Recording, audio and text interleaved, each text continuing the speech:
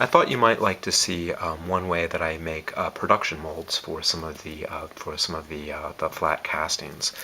This is one of the area train bases, and as you can see with this particular mold, I've gone through and I made a mold of the area train base, but then I've left these channels around the mold. I kind of build up an extra set of walls around the mold, or I'm sorry, around the model, and then then the external walls around that, and then filled it up with mold material.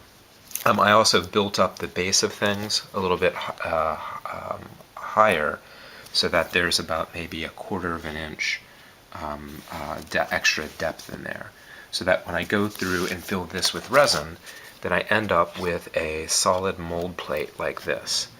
This is all one piece, and you can see it's flat on the bottom. And it is just a casting of the area train base, but with walls already built around it in resin as well. And I've left 2 openings here. And what I can do is I can take these openings and I can fill them with clay, and then I can pour in mold material, and it's got enough depth to it that I can still make a good solid bottom on the mold. And then when that cures, I can peel it off, and then have this mold plate ready to pour another mold. So this mold plate is one way that I go through and make production molds. So here's an example here of one of the other area train bases, and that's a mold plate, and you can see this production mold fits it perfectly because it was made from that mold plate. You can't use mold plates for everything. If it's something that's got a lot of undercuts or that sort of thing, then it won't work as well.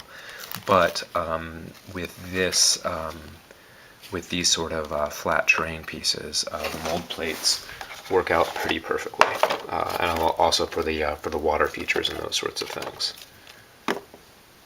and also things like the objective markers. So in this way, I don't have to build a new mold box every time that I go through and want to make a new mold.